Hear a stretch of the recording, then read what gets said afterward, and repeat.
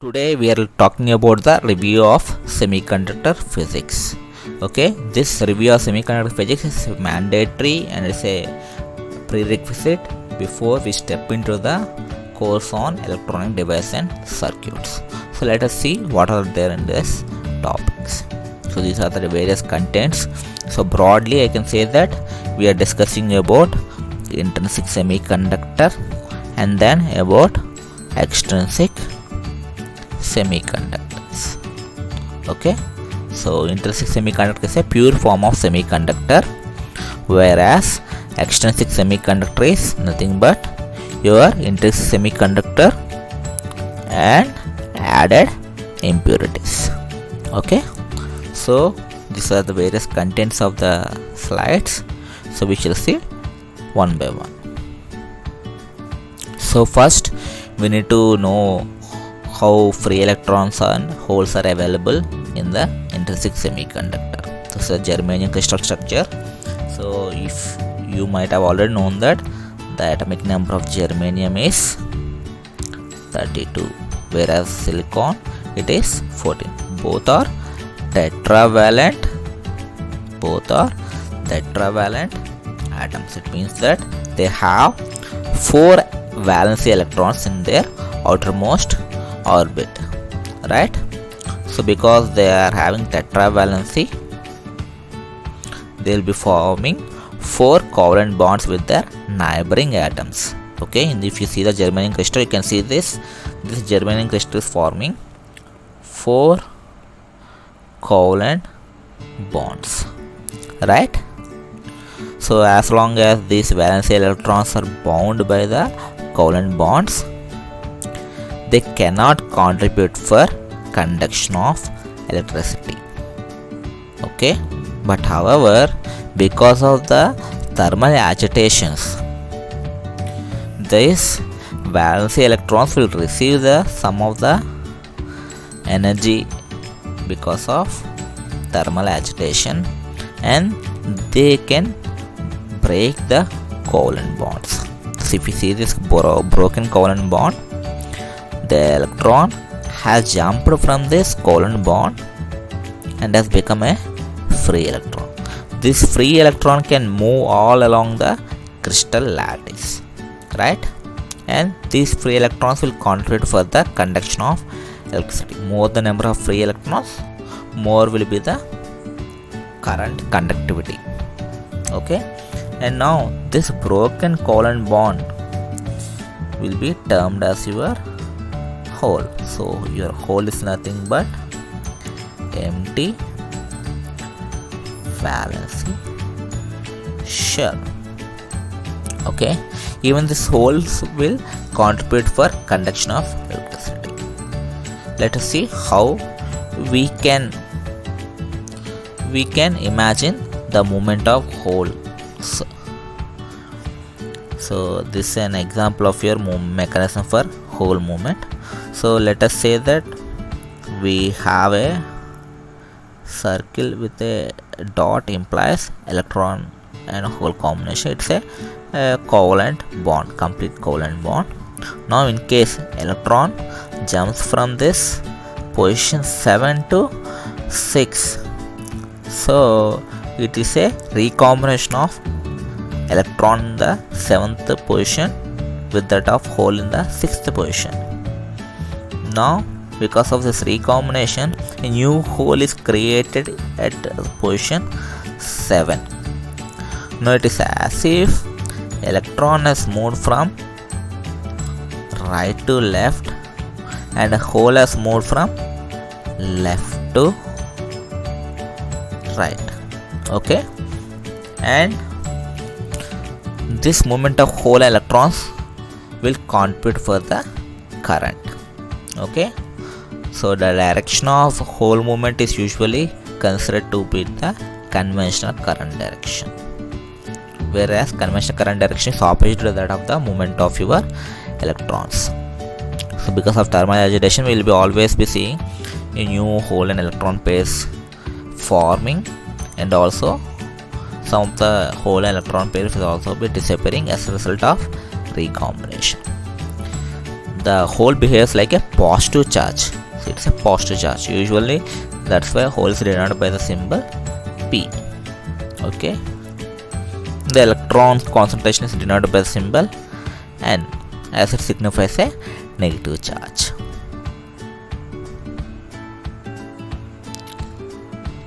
So let us see the conductivity of a semiconductor. If you consider the current density equation, we have J is equal to N into mu N plus P into mu P into E into epsilon, which is equal to sigma into E.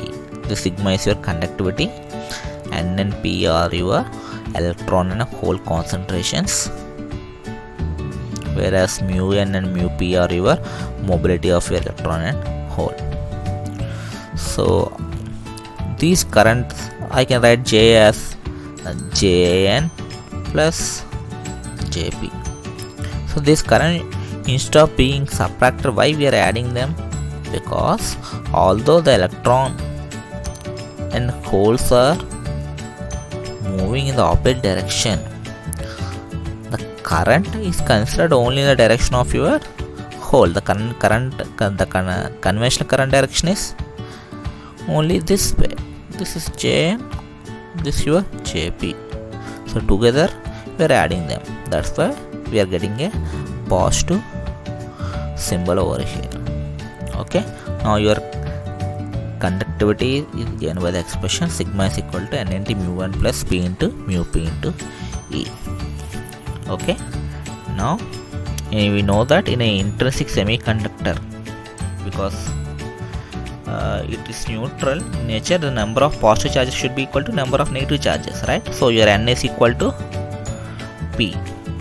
This we are writing it as Ni, nothing but your intrinsic concentration.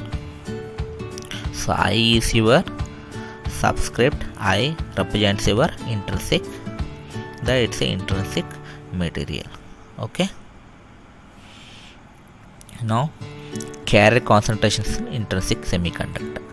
So now what we have to do is we have to find out the number of electrons in the conduction band and also the number of holes in the valence band. For that, first we need to write an expression for electrons. So let us see this expression. Dn is equal to N of E into F of E into dE. So what is Dn? So we shall consider in this energy band diagram, we shall consider a small strip, energy strip, where the energies are varying between E and E plus D. So the number of electrons that might be present in between these two energy bands is given by this expression. Dn is equal to N of E into F of E into D. Here F of E is something like your probability function and N of E is your density function. Okay, this density function is given by the expression N of E is equal to gamma into E minus EC power 1 by 2, where EC represents your reference energy level. So here we are talking about free electrons. So free electrons are electrons that might have occupied the conduction band, and the reference or the least energy of your conduction band is EC. That's why we will be writing N of E as gamma into E minus EC power 1 by 2. If it is for a hole, the holes are in the valence band, and now here the reference energy for your holes is the maximum energy of your valence band, that is your EV. So there we will be writing it as gamma into EV minus E power half, where EV is your maximum energy of your valence band. That's for holes, but here we are considering for electrons. That's why we are writing density of states as N of E is equal to gamma into E minus EC power half. Okay. So this need to remember. You need not go into the intricacies of what is there in the gamma. That we shall see at a later stages. Okay.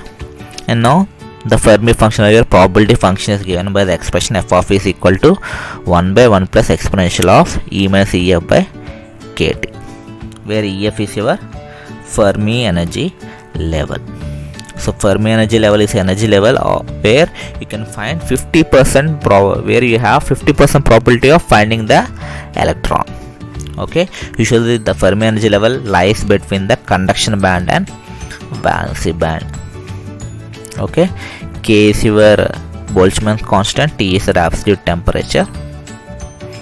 Okay, so this is the probability of finding electron at energy level E.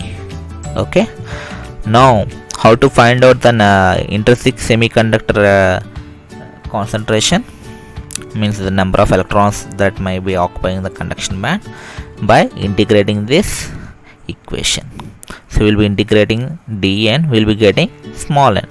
Okay, if we integrate this n of e, f of e, dE between the limits EC and infinity, so electrons will be somewhere over here, this free electrons will be somewhere over here. The minimum energy level required is EC and maximum can be anything above that, so we will writing it as between EC and infinity. So upon doing this integration, so we'll have some kind of approximations and we'll be doing the integrations. For example, if the electron is here in the conduction band, it means that your energy is greater than EC. If it is greater than EC, your energy will be greater than E minus EF will be greater than KT. Right? So this will be a large number. So for your Fermi energy level will be approximated to exponential of minus of E minus EF by KT. And again you will replacing it in this integration, you will be doing that. Such kind of approximations are done. So for a detailed solving of your integrals, you can refer to that of the handwritten notes that is already uploaded in your course module.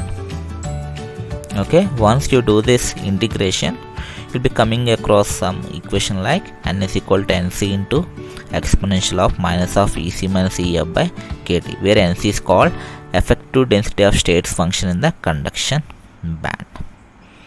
Okay, again here you can see that earlier I told that we need not worry about the gamma and all those things. The gamma expression only need to know that, so this gamma will depend upon something called Mn. So where Mn is your effective mass of electron. So what is this effective mass? So in a classical physics, we'll always consider that mass as a constant, right? So whether the particle is in rest or is in motion, we'll always consider that the mass of the particle is constant. However, in quantum physics, we cannot consider the mass as a constant. So in order to reduce the quantum expressions and reuse it in a classical physics, we'll be replacing the mass with a term called effective mass. So I can consider that effective mass as mass of the particle or mass of the electron in acceleration. Okay. Now only thing you need to remember in this NC expression is that NC is proportional to T power 3 by 2. See, you need not by heart all these expressions. You will be getting this expression once you are doing the integration by your hands. If you're doing it on your own, you will be getting the same expression. Okay, so what is NC? NC is called effective density of state function in the conduction band. So how to remember this expression? This expression is very important. Okay, so how to remember? Now NC and number of electrons will be writing. These electrons will be there in your conduction band. So the effective density of states function will be writing it for conduction band, and then we'll writing the exponential. This exponential should always be a negative term. If the exponential is some positive term, if the number is a large number, if it's a e power plus x, if x is a large number, then n will not be a finite value. This e power x will not be a finite value. See, so what we will be doing, instead we will be writing e power some minus x. So we will be writing exponential of minus of some energy differences divided by kT. This energy difference will always be the positive number. So if we come to the energy band diagram, okay, this energy difference is between this conduction band energy and the Fermi energy level. Okay, so here we will be writing EC minus EF. If it was for a hole, we will be writing it as P is equal to NV into exponential of by KT. Again for a hole, if you see, the hole will be in your valence band, right? So the here we will be writing that the difference between EF and EV. So here we will be writing EF minus EV. Anyway, we are going to see about the holes concentration in the next upcoming slide. For the holes in the valence band, we will be writing the density of states expression as gamma into EV minus e power half. Okay, because holes will lie below the valence band energy level EV. Okay, here this gamma will be different from this gamma. So what's the difference? Here instead of Mn, we will be writing MP. So where MP is your effective mass of your hole. So both will be different entities. Okay, you should remember that gamma is different from this gamma. Okay, and now the Fermi function for hole. So earlier when for the electrons we have written the Fermi function as f of e. Okay, the probability of finding the electron is f of e. Then what is a hole? Hole is nothing but absence of electrons. So probability of not finding the electron is your probability of finding the hole.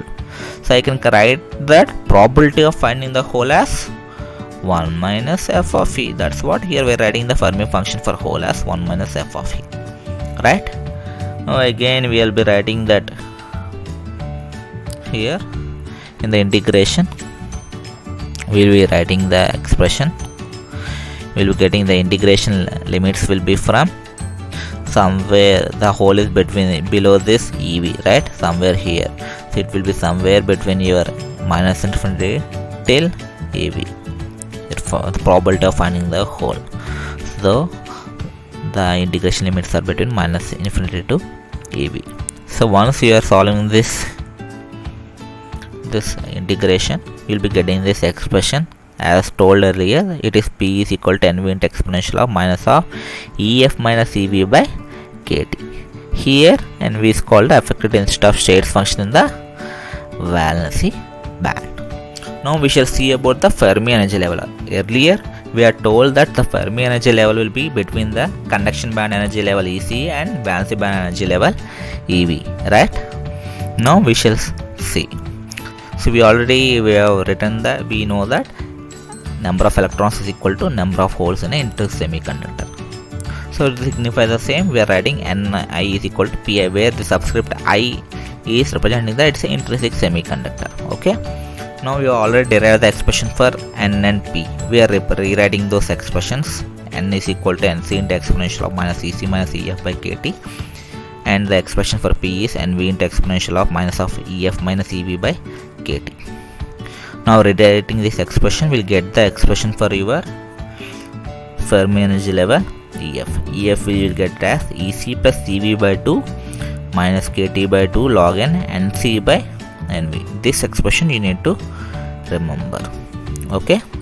Now from this expression we know that it depends upon your temperature levels. It also depends upon your density of states Nc and Nv. Whereas again Nc and Nv depends upon your gamma, right?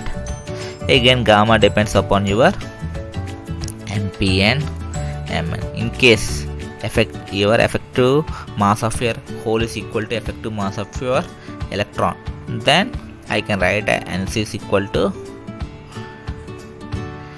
Nv. So if Nc is equal to Nv, this logarithm will become log n1.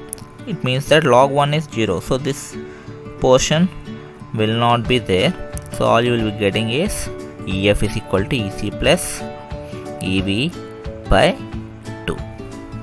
This is one case. In the other case, even if NC is not equal to NV, even in that case, if at all the temperature remains at absolute 0, then again this term will disappear. You will be remaining with the expression EF is equal to EC plus V by 2. Okay. So in both the cases, you can see that EF is nothing but your average of your conduction band energy level EC and valency band energy level EV. Okay, now we shall see about the intrinsic concentration. You have known the expressions for N and you have known the expressions for P, right? Now replace those expression. You can find the product NP. So if you find the product NP, the NP is equal to what is N? N into P, you can write it as NC into exponential of minus of EC minus EF by KT into NV into exponential of minus EV minus EF by KT. Now you know that these exponentials will be additive. These terms will be this plus EF and then this is EF minus EV. Okay, this plus EF, this minus EF will get cancelled. So you will be remaining with this term NC into NV into exponential of minus of EC minus EV by KT. This EC minus EV is nothing but your energy gap EG. Okay. Now we have a law called mass action law. As per the mass action law, the product NP is always equal to Ni square. For example, we have N is equal to Ni. In an intrinsic semiconductor, we know that this is the same as number of holes also, right? Or number of holes. So I can write NP is equal to Ni into Ni, that is Ni square. The beauty of this expression is that this expression is valid not only for an intrinsic semiconductor but also for extrinsic semiconductor also. The only thing that you should keep in mind is that this expression is valid at a fixed temperature. So I can say that regardless of the individual magnitudes of N and P, the product is always a constant at fixed temperature. Okay. Earlier we have seen that NC and NV are proportional to T power 3 by 2. Now the product NP, you can see NC into NV. So I can write NP or Ni square. Ni square is proportional to T power 3. Okay. And you have seen this expression EG. This energy gap EG is not a constant energy gap. This energy gap will linearly decrease with the temperature. To signify the same, we can write the expression EG is equal to EG0 minus beta T, where EG0 is your energy gap at 0 Kelvin. Okay, beta is your slope. Okay. Now if you replace this expression here, you will get N into P equal to Ni square is equal to NC NV exponential of minus of EG0 minus beta T by KT. If you again realign these expressions, you will get somewhat like this. Ni square is equal to A0 into T cube into exponential of minus EG0 by KT. So here you need to replace with the values for your NC and NV. You will get this expression. You need not worry about what is inside this A0. Okay. Only thing you need to know is that it is proportional to your T cube. Now we have ended our discussion on intrinsic semiconductor. Now we will be discussing about our extrinsic semiconductor. So if you remember, extrinsic semiconductor is nothing but intrinsic semiconductor plus impurities. The process of adding the impurities is known as doping. this mechanism is called as doping. Okay, we have two types of impurities, donor and acceptor impurities. So first we shall see about what these impurities are. Okay, again come back to our crystal lattice of your germanium atom. Okay, so if you are now adding a pentavalent impurity, means if a impurity which is having 5 valency electrons, this impurity will now occupy the position of your germanium atom. So out of the 5 valence electrons, 4 valence electrons will be contributed for your forming your covalent bonds. Now there will be an excess electron. This excess electron initially is bound to the impurity. However, if you are able to provide a slight energy, for example of the order of 0.01 eV if it's a germanium atom, or 0.05 eV if it's a silicon atom, then this electron, this fifth electron, will be easily liberated from this impurity and it becomes a free electron.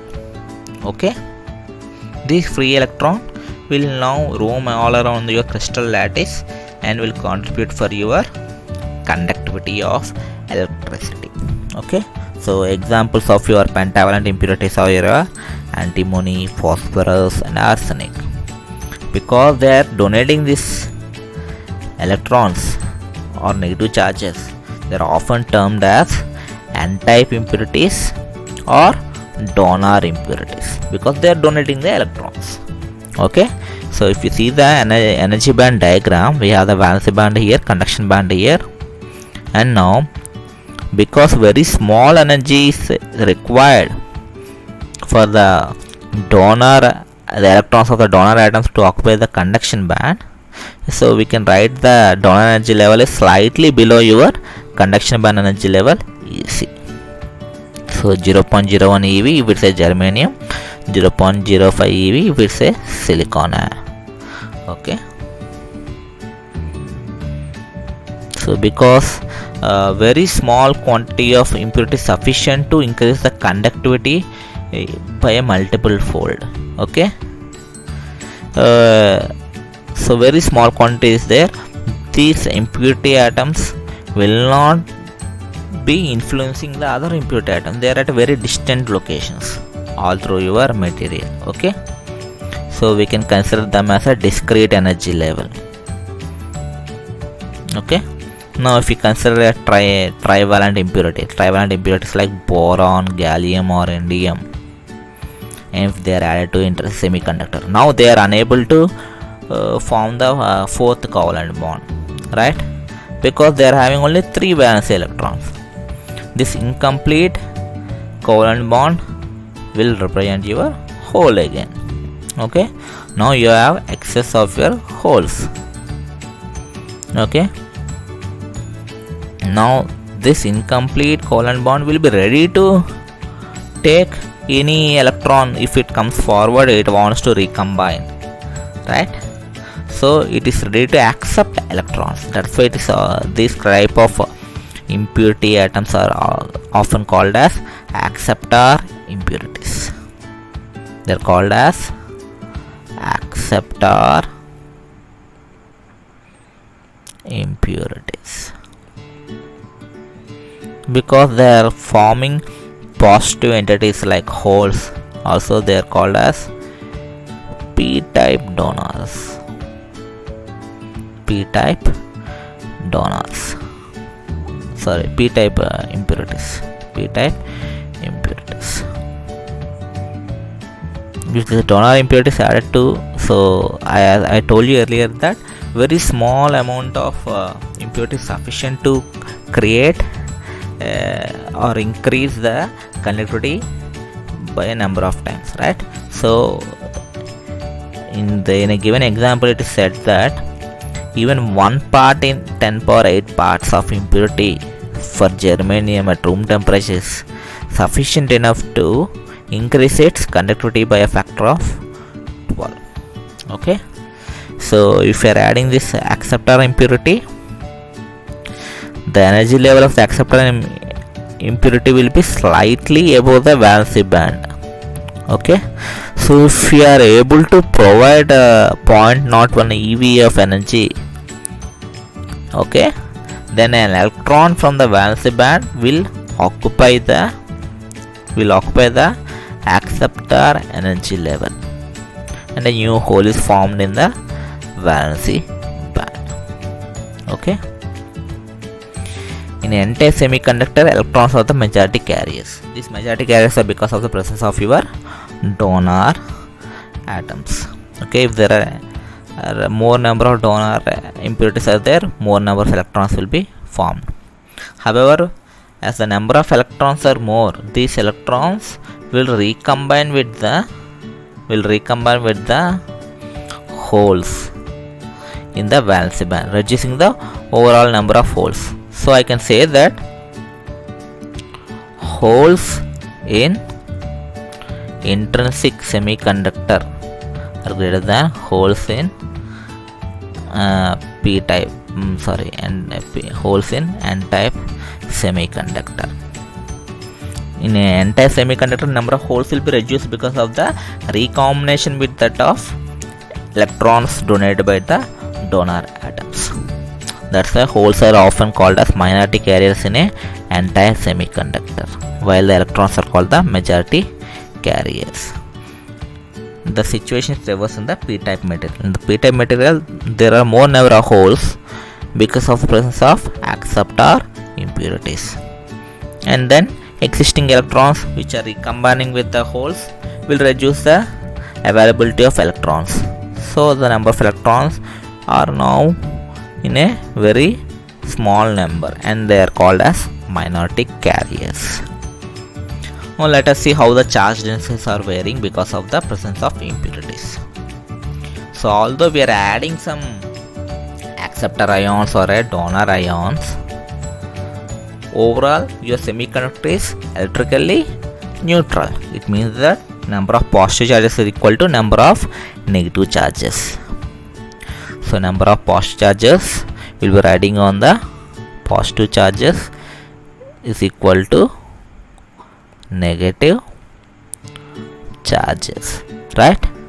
So I will be writing it as, so positive charges we have holes P on the left hand side, negative charges we have N on the right hand side. This is the case in an intrinsic semiconductor. Now we are adding impurities, right? Now if you are adding a donor atom, then what happens? This donor atom is contributing an electron. So once it is giving away an electron, donor atom is giving away an electron. So this becomes positive charge, right? So if there are ND number of donor atoms, then there will be ND positive ions. So we are writing ND on the positive charges side. Similarly, if there are acceptor atoms are there, acceptor atoms, what they will do? They will be taking the electrons and they become negative charges, right? So we will be writing, if there are Na number of acceptor atoms, we will be writing this as in the side of negative charges. So we can write ND plus P is equal to Na plus N. Okay. Now consider the case that we are not adding both the acceptor and donor atoms at the same time. For example, we are considering only n-type material. In n-type material, only there will be donor impurities are there. There will not be any acceptor impurities. It means that Na is equal to 0 in n-type material. And you also know that number of electrons are majority majority, whereas the number of holes are in minority. So I can write it as Na is greater than P. So this expression will be simplified to be as if Na is 0 and P is also not there. So I can write Na is nearly equal to Nd. To represent its n-type material, here writing Nn is nearly equal to Nd. Okay, it means that in n-type material, free electron concentration is approximately equal to density of donor atoms. And you already know about this mass action law. n into p is equal to ni square. For n type material we are writing n into pn is equal to ni square. Okay, now replace this nn is equal to nd in this expression, you will get then pn is equal to ni square by nd. Okay, similarly for a p type material, for a p type material nd is equal to 0 and pp is greater than np. Okay, so this expression will become as if p is nearly equal to na. So if you are writing np into na is nearly equal to ni square, so np is nearly equal to ni square by na.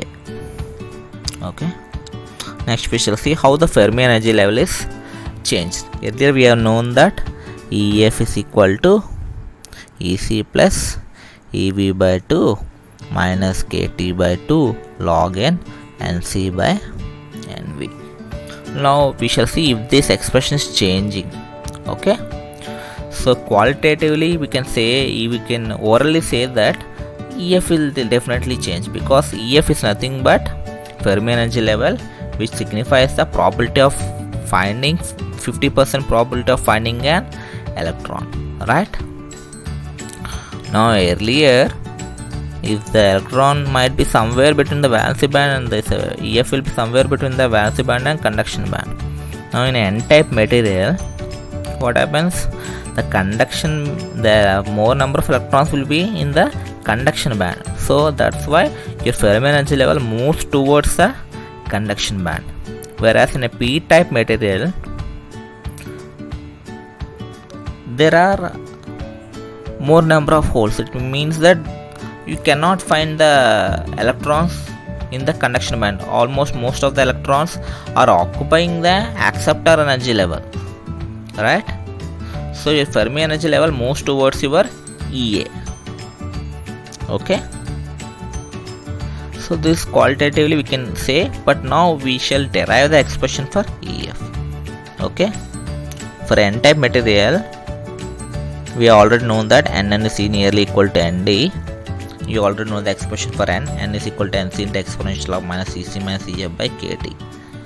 Now replacing this over here, we'll get nd is equal to nc into exponential of minus ec minus ef by kt. So rewriting the expression, we'll get the expression for Fermi energy level. Fermi energy level ef is equal to ec minus kt into log n nc by nd. Okay, similarly for p-type material, you can substitute pp is nearly equal to na in this expression, and I can rewrite the expression to get ef is equal to ev plus kt into log n nv by na. Okay, now we have two expressions.